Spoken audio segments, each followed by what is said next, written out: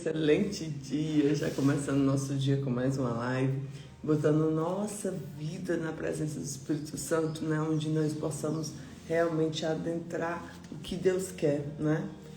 Independente da situação como você tá, se em algum momento você sentiu, né, que possa ter desviado um pouco, ou realmente você está firme na promessa, né, na proposta do Senhor, eu quero que você hoje adentre nessa live com o coração rendido ao Senhor. O coração rendido, ele vai aceitar a vontade. O coração rendido, ele vai aceitar o melhor.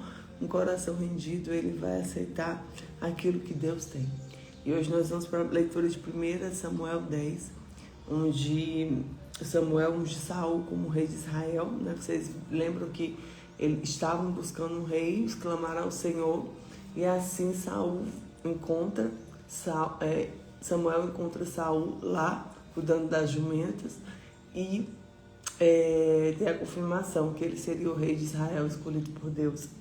Então ele vai ungí-lo a rei, e aí a gente começa a adentrar nas formas de Deus fazer, né?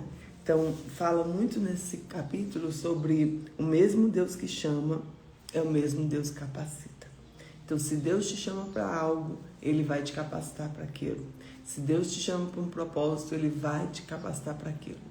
Então já vamos pedir discernimento do Espírito Santo, nosso amigo, nosso conselheiro, nosso ajudador, aquele que acalma o coração, aquele que traz tranquilidade, aquele que fala conosco, aquele que nos ama. Então nós já vamos pedir ao nosso amigo Espírito Santo para trazer o discernimento e sabedoria dessa palavra.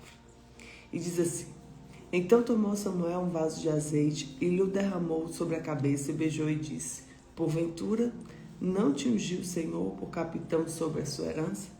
Apartando-te hoje de mim, achará 2 homens junto ao sepulcro de Raquel, no termo de Benjamim em Zelza, os quais dirão: acharam-se as jumentas que foste buscar, e eis já que teu pai deixou o negócio das jumentas e anda aflito por causa de vós, dizendo: que farei eu por meu filho? E quando dali passares para diante, chegarás ao carvalho de Tabor, e ali encontrarão 3 homens, que vão subindo a Deus a Betel, e levando 3 cabritos, outro 3 bolos de pão e outro odres de vinho. E te perguntarão como estás, e te darão 2 pães, que tomarás nas 2 mãos. Então chegarás ao outeiro de Deus, onde está a guarnição dos filisteus, e há de ser que, entrando ali na cidade, encontrarás um grupo de profetas que descem do alto e trazem diante de ti saltérios, tambores, flautas, harpas, e eles estarão profetizando. E o Espírito do Senhor se apoderará de ti, e profetizarás com eles, e tornar-te-ás um outro homem. E há de ser que, quando estes sinais te vierem, faz o que achar na tua mão, porque Deus é contigo. Tu, porém, descerás antes de mim a Gigal, e eis que eu descerei a ti para sacrificar holocaustos e para oferecer ofertas pacíficas. Ali 7 dias esperarás até que eu venha a ti e declares o que há de fazer. Sucedeu que, porém, virando as costas para ele a partir de Samuel, Deus mudou o coração em um outro. E todos aqueles sinais aconteceram naquele mesmo dia. E chegando eles ao outeiro, eis que um grupo de profetas saiu ao encontro, e o Espírito de Deus se apoderou dele e profetizou no meio deles. E aconteceu que todos antes conheciam, viram que ele profetizava com os profetas. Então disse o povo, cada um ao seu companheiro: como é que sucedeu ao filho de Quis? Está bem Saul dentre os profetas? Então o homem dali respondeu e disse: pois quem é o pai deles? Pelo que tornou provérbio, está Saul também entre os profetas? E acabando de profetizar, foi ao alto. E disse-lhe ao tio de Saul, que ele é moço, ainda foste, e disse a ele: a buscar jumentas, e vendo que pareciam, fomos a Samuel. Então disse tio de Saul: declara-me, peço-te, o que vós disse a Samuel.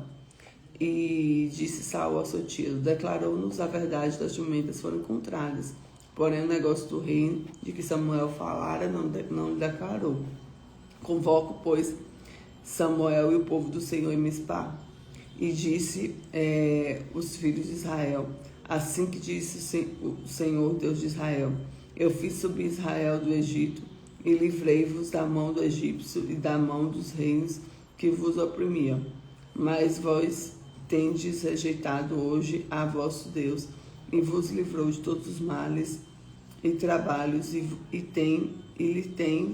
tendes falado: põe um rei sobre nós. Agora, pois, ponde-vos perante o Senhor pelas vossas tribos e segundo os vossos milhares.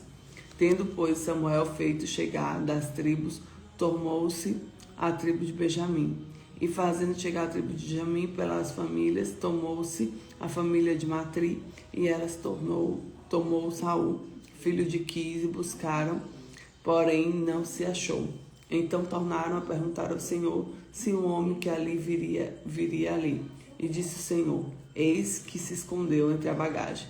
E correram e tomaram ali, pois no meio do povo era mais alto do que todos o povo, desde o ombro para cima.